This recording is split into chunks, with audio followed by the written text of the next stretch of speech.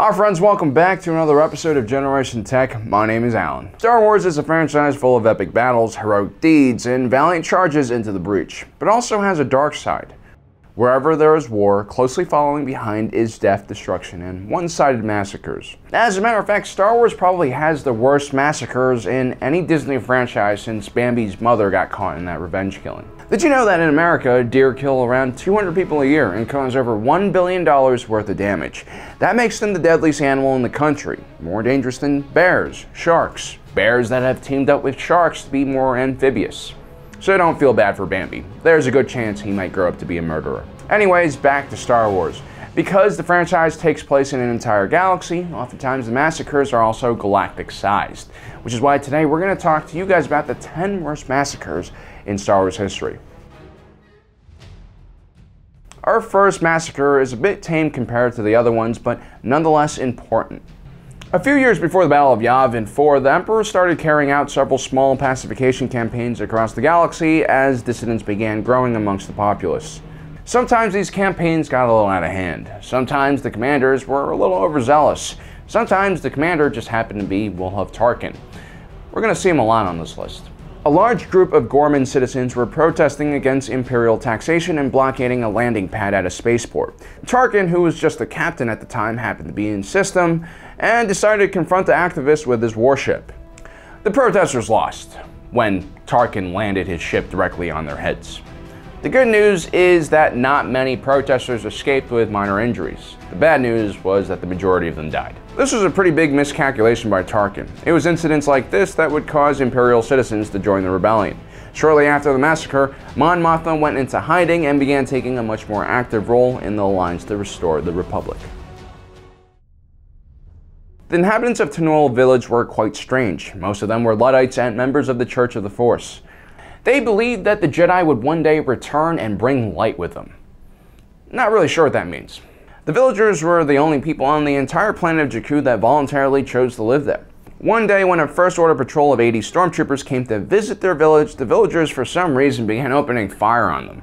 After a brief firefight, the entire village lay in ruins and the surviving villagers were executed for their own safety.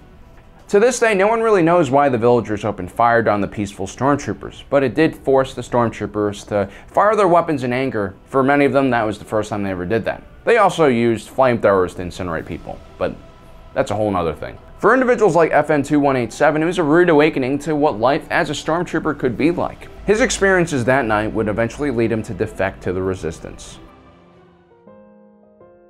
Jedha was a planet full of history and religious artifacts, a mecca for those who follow the way of the Force. For director Krennic and Bird of Prey Wilhuff Tarkin, Jedha was a perfect place to test their new orbital battle station. The giant laser was powered by a giant kyber crystal which channeled the Force through itself. So it was only fitting for the Force-sensitive kyber crystal to be used to destroy one of the holiest places in the galaxy. Originally, the good director wanted to use the weapon at full power, but Tarkin decided only one generator needed to be activated. So what you had was a more controlled explosion that only destroyed a small portion of the planet. The devastating shot, however, was still powerful enough to eject tons of rock and soil into space. A good portion of the 11.3 million people who inhabited the planet died in the explosion, along with Saw Gerrera, the leader of the partisan insurgency group. The Death Star was a weapon of mass destruction. It wasn't really a precision weapon. And whenever you fired it, even if it's on the lowest power mode, you can expect a ton of people to die. During the Battle of Scarif, Tarkin once again found himself at the helm of the battle station and used it to kill his rival Orson Krennic, and a large chunk of the Imperial garrison based on Scarif. We're not really sure how many Imperials died during this attack, but at least 500,000 were stationed on the planet. The ensuing explosion also destroyed the Tarkin Initiative Citadel Tower, which the rebels were attempting to steal data from. Of course, this is one massacre that was carried out a little bit too late. If only Tarkin had arrived earlier or used all the reactors at the same time, he might have prevented the rebels from recovering the blueprints of his station and preventing one of our next massacres.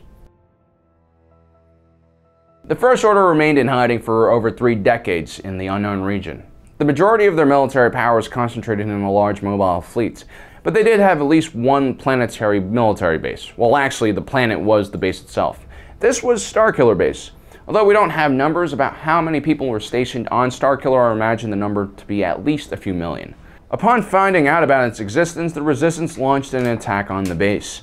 Leading the mission was Poe Dameron. The X-Wing pilot managed to fly into the weapon's thermal oscillator and trigger an explosion that engulfed the entire planet. The destructive sequence happened within minutes, and many First Order soldiers died as the planet imploded on itself. The cause of several of our earlier massacres we just mentioned, the Death Star or DS-1 orbital battle station carried with it the hopes of an empire. The state-of-the-art peacekeeping station was an engineering marvel. Its creators hoped that its imposing presence would prevent all future wars, and the 1.2 million souls stationed on board were all united in the goal of bringing peace and stability to the galaxy. When a young moisture farmer from Tatooine shot a proton torpedo up an exhaust vent and set off a chain reaction that killed everyone on board, the entire galaxy was sent into a spiraling economic depression, along with a literal depression. Almost everyone knew someone or lost someone in the destruction of the first Death Star. Many innocent lives were lost during this horrible event. Not only were Imperial officers, pilots, and stormtroopers killed, hundreds of thousands of civilian contractors, support staff, and even visiting tourists were murdered in cold blood. The second Death Star was even larger than the first, despite being partially finished. It still had almost a crew of 2.4 million people. Although the second Death Star was primarily built to replace the first one, it had a secondary reason as well. The Emperor leaked its location to the rebels via the carcasses of several Bothan spies. His intention was to draw the rebel fleet into one final showdown and completely wipe them out. General Lando Calrissian in the Millennium Falcon and Wedge Antilles in the X-Wing led the attack on the Death Star, and together they managed to trigger a giant explosion which killed everyone aboard. It should also be mentioned that since the Death Star 2 was in orbit over the Endor moon, most likely several millions of tons of flaming debris entered the atmosphere and lit all the Force on fire, killing the majority of the Ewok population and rendering the planet inhospitable to all life. Of course, Rebel propaganda will tell you otherwise. Hashtag Endor is a cover-up, hashtag why is Ewok meat so expensive.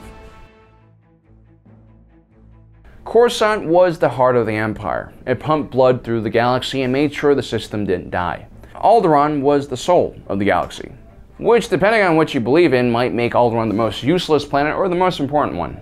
But let's put all this metaphysical stuff to the side for a second. Alderaan was one of the oldest planets in the galaxy. It was a center for the arts, philosophy, literature, and sciences.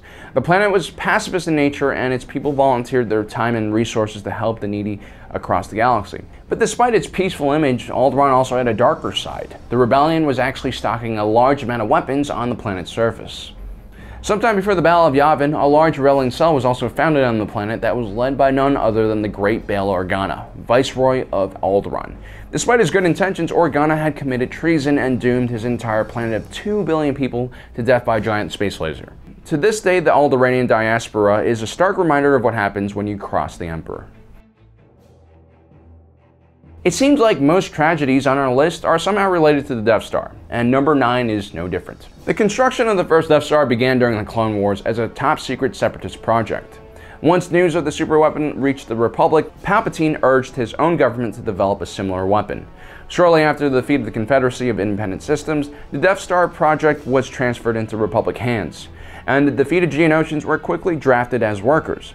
The Geonosians were essentially large insects. They communicated through a hive mind, which made them ideal for this kind of work. At one point in the construction of the Death Star, it was moved from Geonosis for security reasons. In order to keep the project secret, the Emperor had the entire Geonosian population wiped out, except for this guy, who then goes on this Ender game-like journey to repopulate his species with its last queen egg.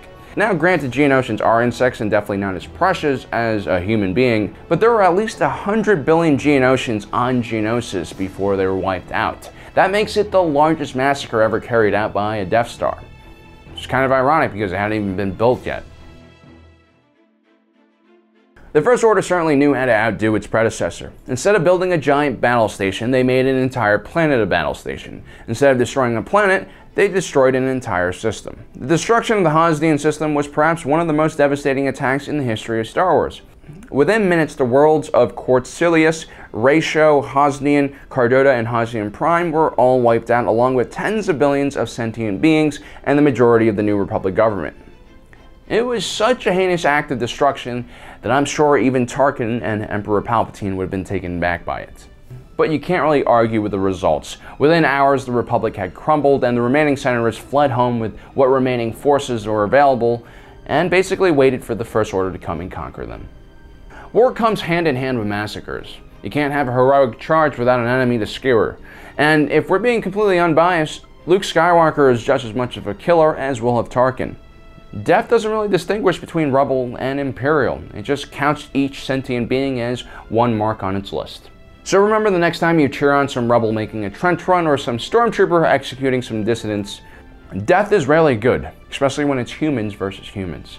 If humans are killing giant bugs, that's okay. Hashtag humanity first. Well guys, thanks for joining us today. I hope you enjoyed today's episode. Don't forget to subscribe, like us on Facebook, and as usual, if you're watching this, you are Generation Tech.